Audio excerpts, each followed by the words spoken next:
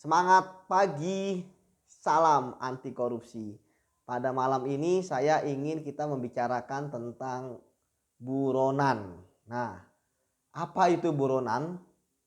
Tentu kita ingin lebih tahu secara mendalam. Kok bisa ada orang tersangka kemudian menjadi buronan? Apalagi dalam hal ini buronannya adalah buronan korupsi. Yang tentu saja tidak masuk di akal kita ketika pelaku korupsi ini kan adalah orang yang punya kedudukan di masyarakat. Orang yang punya keluarga, bahkan keluarga besar. Orang yang dulu adalah orang yang terhormat, terpandang.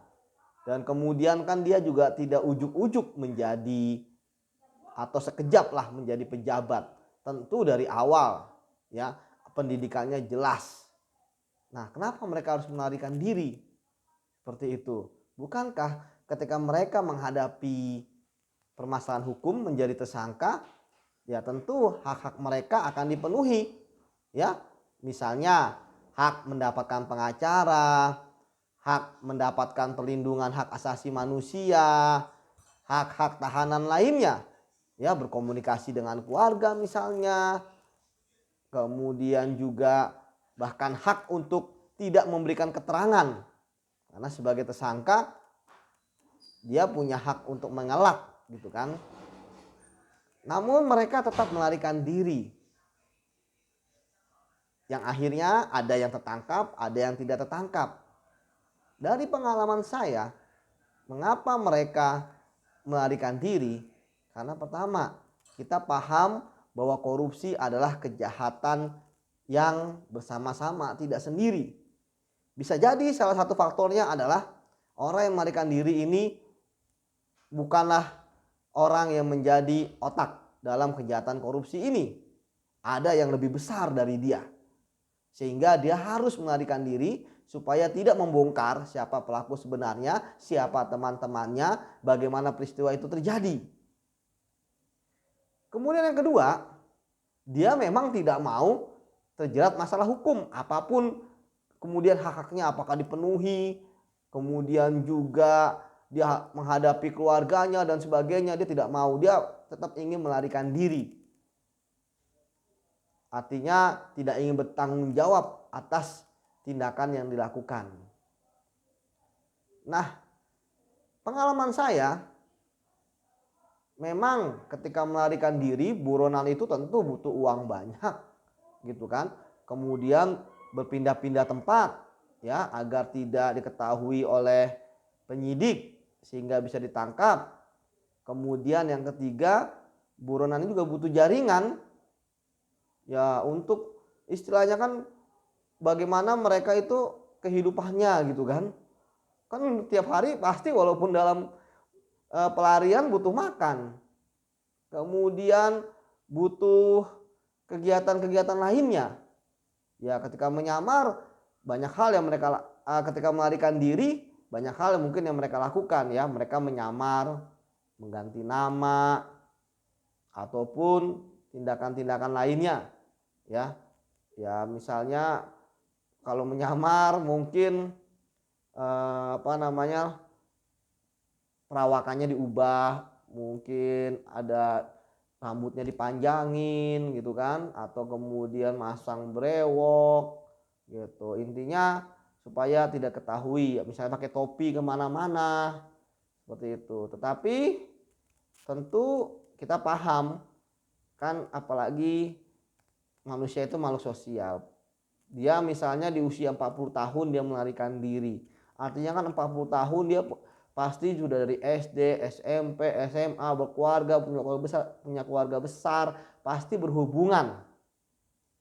Nah, disitulah maka kemudian ada titik lah ya bagi penyidik ya untuk bisa mencari tahu, mencari celah di mana dia itu berhubungan dengan pihak lain selama pelariannya.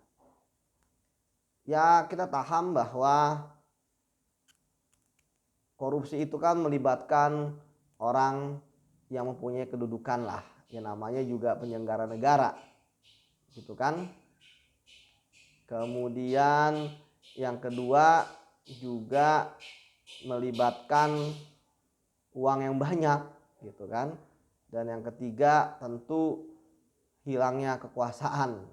Nah, dari sinilah kemudian mengapa ada orang mau melarikan diri gitu. Padahal sudah banyak pengalaman ketika orang tidak melarikan diri itu ya mereka biasa saja ya, diperiksa oleh penyidik, kemudian berkasnya selesai, dilimpah ke jaksa, jaksa menuntut, kemudian pemeriksaan di persidangan ya, kemudian hakim memvonis, kemudian ingkrah, masuk penjara gitu kan, dipidanakan, dilapas gitu kan.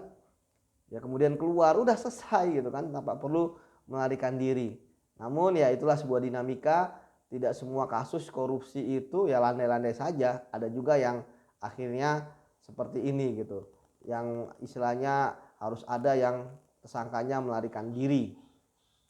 Ya itu teman-teman tentang buronan. Ya tentu saja ketika melarikan diri ini tentu pasti ada konsekuensinya ketika melarikan diri seperti itu. Namun yang jelas bahwa ketika dia melarikan diri ya kerugian itu ya di dia gitu kan. Waktu terus berjalan gitu kan, mau lari sampai kapan gitu kan, apakah mau sampai nanti kadaluarsanya 18 tahun misalnya, itu seperti itu gitu kan.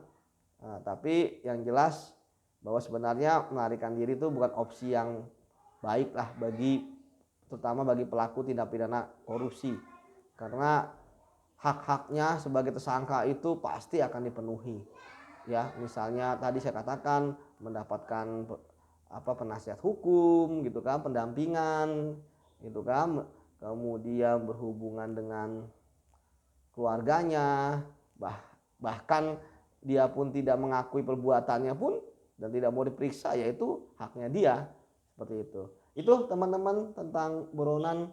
Ya kita harapkan buronan-buronan yang masih ada itu bisa segera ditangkap ya, sehingga kasus-kasus korupsinya juga selesai.